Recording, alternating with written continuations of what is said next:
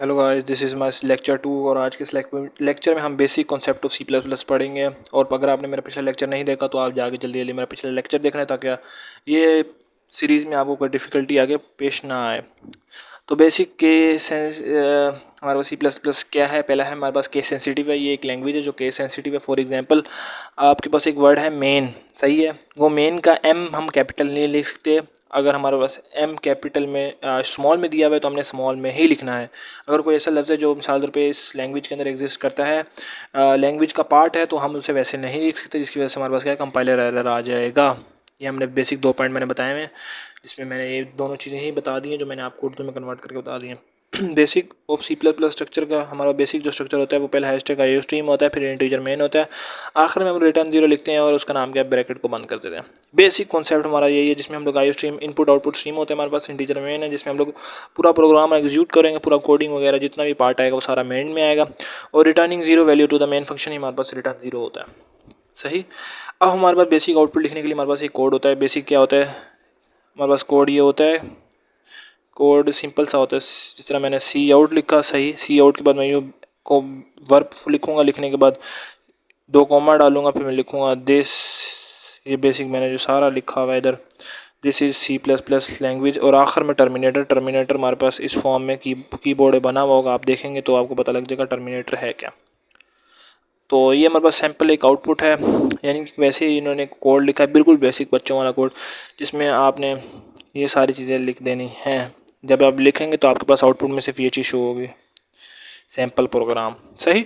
अब ये एसटीडी को कैसे ख़त्म करना है ये मैं आगे बताता हूँ आपको। इसके लिए हमारे पास सिंपल सा नेम स्पेस का कीवर्ड होता है, जिसमें हम लोग एक आइडेंटिफायर यूज़ करते हैं, जिसकी वजह से क्या होता है, S T D in short form में स्टैंडर्ड में हम लोग लिख लेते हैं S T D name space contain the built in class they declare the functions. ये डिक्लेयर कर देती है किसी भी फंक्शन को ऊपर वाली साइड में। एंड एल हमारे पास क्या होता है, और स्लैश एन हमारे पास होता है नेक्स्ट लाइन के लिए यूज़ करते हैं। मिसाल तौर पे कोई भी अगर लाइन में मैंने कोड लिखा है, लिखने के बाद मैं चाहता हूँ कि नेक्स्ट लाइन में शो हो, तो उसके लिए मैं एंड एल स्लैश एन डाल दूँगा या एंड एल लिख लूँगा। सही है। बेसिक ये लिखा हुआ मैंने, और ये बेसिक कोड है जिसमें हमने एंडल लिखा है, जिसकी वजह से हमारे पास प्रोग्राम में क्या शो होगा, पहले हमारे पास शो होगा सैम्पल प्रोग्राम, फिर उसके बाद शो होगा डन। सही। और यूजिंग नेम स्पेस एसटीडी की वजह से हमारे पास, मैंने आपको बताया था कि इधर हमने एसटीडी लिखा हुआ था, वो ख़त्म हो गया। और taking input console, this is read sample. ये हमारे पास इनपुट लेने के लिए ये वाला सैम्पल यूज़ होता है, ये वाला। अब मिसाल मैं यूँ लिखूँगा, मैं अगर कुछ भी लिखता हूँ इंटीजर फॉर एग्जांपल, तो ऊपर जो अगर मैंने इंटीजर को डिक्लेयर कराया है वो इधर आ जाएगा और ये शो होने देगा।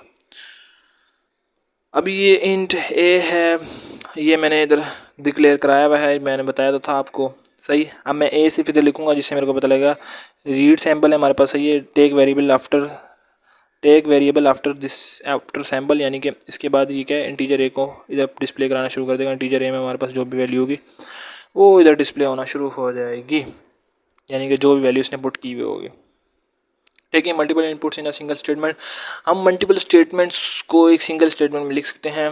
आप कैसे लिखते हैं, देखो उसने लिखा हुआ है integer A B C, basic A B C integer लिखा हुआ है, उसने सी आउट लिखा हुआ है, सी आउट में लिखा हुआ है the value of A B C, आगे एंडल लगाया हुआ है। सी इन हमारे पास यूज होता है वैल्यू को एंटर करने के लिए। सही।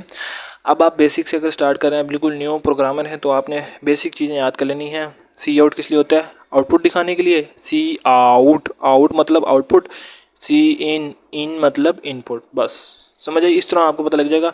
इनपुट लेने के लिए हम लोग क्या इस्तेमाल करते हैं, सी इन यूज़ करते हैं, और सी आउट हम लोग यूज़ करते हैं आउटपुट के लिए। ये बेसिक सी ट्रिक है, इसको आप दिमाग में रख लें तो आपको मसला नहीं होगा सी आउट सी इन समझने में। फिर उसके बाद आता है सी आउट में हमने वैल्यूज़ शो करा दी इस तरह। अब आप बोलेंगे यार मैंने किस तरह कराई, इतने ज़्यादा कॉमास, इतनी ज़्यादा चीज़ें। अब बेसिक ये जो है ना, ये कॉल फंक्शन है, यानी कि यूज़र से जो वैल्यूज़ हैं उसको इन बुला रहा है। सही है। ये जो है ये सही। सी इन में हम लोग ये यूज़ करते हैं। सही है। सी आउट में हम ये यूज़ करते हैं, यानी कि वैल्यूज़ बुलाने के लिए यूज़ करते हैं। आपने बस ये चीज़ याद कर लेनी है, ये हम लोग सी इन में यूज़ कर रहे हैं और ये हम लोग यूज़ कर रहे हैं वैल्यूज़ को बुलाने के लिए। अब वैल्यू ऑफ ए जो होगी हमारे पास, सही है, वो डिस्प्ले होगी, यानी कि जो इसने एंटर की होगी। इधर वैल्यू ऑफ ये इधर नहीं शो होगी, वो रुक जाए, वेट करें 2 मिनट में। इधर वो हमारे पास शो होगी किधर, वो हमारे पास शो होगी वैल्यू ऑफ बी, इधर शो होगी बी के बाद, कॉमे के बाद फिर सही सी की वैल्यू इधर शो होगी। सही। कोमास में जो चीज़ लिखी होती है एज आउटपुट शो होती है हमारे पास। इससे हम कोई भी वैल्यू कॉल करने के लिए हम लोग ये दो ब्रैकेट का इस्तेमाल करते हैं। Multiple input components of C++, ये आइडेंटिफायर होते हैं, कीवर्ड होते हैं, pre identifier, variable, literals and samples होते हैं। आइडेंटिफायर्स क्या होते हैं, इसमें variable name, constant name, function name आया, तो हमारे पास सारे सारे आइडेंटिफायर्स होते हैं। ये सारे हमारे पास आइडेंटिफायर है, फॉल्स कीवर्ड्स हैं जो हम लोग यूज़ करते हैं एज आइडेंटिफायर। और ये सारी पूरी लाइब्रेरीज आप चाहें कि पिक्चर ले लें ताकि आपको आसानी हो जाए। इसमें हम लोग फ्लोट, इंटीजर एंड चार और करेक्टर और स्ट्रिंग वगैरह का इस्तेमाल कर रहे होते हैं। सही है, हमारे पास कीवर्ड्स आए थे सारे आइडेंटिफायर्स। प्री डिफाइंड आइडेंटिफायर्स कौन से होते हैं, hashtag, include, main, C out, endl, stream, IO stream, एडीसी वगैरह। सही। अब ये यूज़र डिफाइंड आइडेंटिफायर्स होते हैं। सही है, इसमें मैं बेसिकली बताया हुआ है कि यूज़र कैसे डिफाइन कर रहा होता है आइडेंटिफायर्स को, Z12 /Z सम। अब इसमें से कुछ रॉन्ग है कुछ सही हैं। अब वो बता रहा है identifier must start with a letter और एन अंडरस्कोर, यानी कि किसी भी लेटर से स्टार्ट होना चाहिए, underscore, and it can have 0 और मोर लेटर, डिजिट्स और अंडरस्कोर। इसके अंदर कुछ भी हो सकता है, मोर लेटर भी हो सकते हैं, अंडरस्कोर, एवरीथिंग। तो ये सारे हमारे पास यूज़र डिफाइंड आइडेंटिफायर्स। अब लिटरल्स क्या है, लिटरल्स मतलब ए अगर लिखा हुआ है तो हम लोग ए को हम लोग एज आ 4 यूज़ करते हैं। सही है, CAR यानी कि करेक्टर, तो इसमें सिर्फ एक ही लेटर आता है। अगर मैंने B लिखा है तो B के लिए भी सिर्फ 4 ही यूज़ होगा। सही। अब इसी तरह 23 लिखा है तो इसके लिए हम लोग इंटीजर का इस्तेमाल कर रहे होते हैं, INT इंटीजर। एंड अगर पॉइंट्स में लिखा हो तो हमारे पास फ्लोट इस्तेमाल कर रहे होते हैं फ्लोटिंग पॉइंट के लिए। और भी हैं बहुत सारे, लेकिन आप बेसिक ये 3 समझ लें जो आप आगे यूज़ कर रहे हैं। सैम्पल्स क्या हैं, ये बेसिक सैम्पल है, greater than, less than, module and different वगैरह वगैरह सैम्पल लिखे हुए हैं। कमेंट्स क्या होते हैं, मिसाल तौर पे मैंने अगर कोई भी लाइन ऑफ कोड लिखा और मैं चाहता हूँ मेरी जो प्रोग्राम लैंग्वेज है उसमें वो शो ना हो, तो मैं डबल स्लैश डालूंगा तो इससे कमेंट आउट हो जाएगा, जिसकी वजह से मेरा वो जो कोड है वो नज़र नहीं आएगा यूज़र को, बल्कि मेरे को रीड जो मिसाल प्रोग्राम होगा उससे सिर्फ नज़र आएगा, यूज़र को नज़र नहीं आएगा। सिंगल लाइन कमेंट क्या है, एक सिंगल लाइन को मैं चाहता हूँ ये हेलो वर्ड से मेरे को ही नज़र आए लेकिन मेरे आउटपुट पे शो ना हो, तो मैं इस पर डबल स्लैश डालूंगा तो इसकी वजह से क्या होगा, सिंगल लाइन कमेंट हो जाएगा।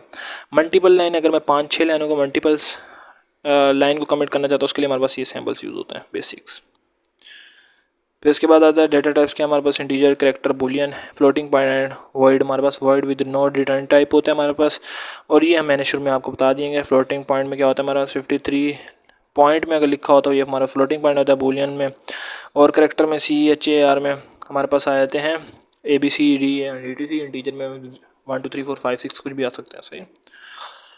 इंटीजर डेटा टाइप्स में हमारे पास शॉर्ट, इंटीजर एंड लॉन्ग, ये 3 और डिफरेंट वेरिएशन आ जाती हैं। सही है, शॉर्ट में हमारा 2 बाइट का होता है, इंटीजर हमारा 4 बाइट का होता है, लॉन्ग हमारे पास 8 बाइट का होता है। ये आपने तकरीबन MCQs के लिए प्रिपेयर कर लेना, MCQs वगैरह में पूछ लेते हैं। फिर आगे हमारे पास ये साइन वगैरह डिफरेंट चीज़ें लिखी हुई हैं, और 4 डेटा टाइप में देख सकते हैं। अब आपसे पूछा अगर 4 डेटा टाइप कौन सी, तो आप बता सकते हैं करेक्टर फर्स्ट A जो हमारे पास 4 है। सही है। अब सेकंड वन 4 नहीं है, third one is 4 and fourth one is not 4। तो this is basic 4 data types जो हम लोग बता रहे हैं। अब ASC2 टेबल हमारे पास क्या होता है, जिसमें हमारे पास अब आपने A लिखा है तो A की भी कोई डेसिमल वैल्यू होगी, हेक्सागोनल वैल्यू होगी। मैंने अगर कोई A लिखा है यानी कि मैंने 4A लिखा है तो उसकी कोई पीछे बैकएंड पे डेसिमल वैल्यू होगी। सही है, वो हमारे पास डिस्प्ले होगी। इसी तरह डिफरेंट ये है, आप इसके पिक्चर ले लें। आपको आगे जितने भी मिसाल तौर पे मैं आगे लेक्चर्स करूँगा उसमें कहीं ना कहीं मैं बात करूँगा तो फिर आपको आप समझ नहीं आएगी, तो अब इसकी पिक्चर लेना। एक बेसिक कोड लिखा है जिसमें हैशटैग इंक्लूड आईओ स्ट्रीम लिखा है, यूजिंग नेम में से इंटीजर 1, फिर 4 करेक्टर 1, फिर डिफाइनिंग इनिशियलाइजेशन। ओके पिछली मैंने शायद पीछे एक मिस्टेक की है, ये भी 4 है 65। हाँ पीछे मिस्टेक है कि 65 4 क्यों है, क्योंकि 65 पे जो वैल्यू है वो किसकी लिखी हुई है हमारे पास, इधर 65 पे हमारे पास क्या है, 65 पे हमारे पास है A। सही है, पहले मैंने थोड़ी मिस्टेक की है तो इधर A डिस्प्ले हो जाएगा। थर्ड में, फोर्थ में 66 पे हमारे पास क्या पड़ा है, B पड़ा हुआ होगा, ये देख सकते हैं डेसिमल फॉर्म में। सही है, तो इसलिए हमारे पास B फॉर्म, और ये सारे प्रिंट हो गए आउटपुट में। सही। इसी तरह स्लैश एन का बताया, न्यू लाइन के लिए, टैब के लिए बताया हुआ है, ब्लैक स्पेस के लिए बताया हुआ है, एंड कैरेज रिटर्न के लिए हमारे पास /R बताया हुआ है। तो ये सारे इन्होंने इस कोड में इम्प्लीमेंट करके दिखाया है। स्लैश एन न्यू लाइन में जा रहा है, आउटपुट में आप सारी चीज़ें डिफरेंट दे सकते हैं। /T टैब के लिए, /B हम लोग किस लिए यूज़ कर रहे हैं, डिलीटेड लेटर। सही है, /R/ ये सब किस लिए यूज़ हो रहे हैं बेसिक। फ्लोटिंग पॉइंट्स हमारे पास क्या है, फ्लोटिंग में हमारे पास डबल फ्लोट आ जाता है, फ्लोट आ जाता है। फ्लोट में हमारे पास 4 बाइट का होता है एंड डबल हमारे पास 8 बाइट का होता है। अभी ये फ्लोट की सी इक्वल टू इन्होंने 67.6787 मेरे पास वैल्यूज़ दी हुई हैं। अब हमारे पास एक बेसिक नीचे एक बेसिक कोड दिया हुआ है जिसमें डबल रेडियस दिया हुआ है, पेरीमीटर दिया हुआ है एंड डबल एरिया दिया हुआ है। फ्लोट में क्या है, फ्लोट हमारे पास कितने बाइट का था, 4 बाइट का था, यानी कि 2 बाइट आगे तक गया हुआ है। सही। अब 2 से ज़्यादा कोमा के बाद अगर डिजिट्स होंगे हमारे पास क्या हो जाएंगे, डबल में आ जाएंगे। सही।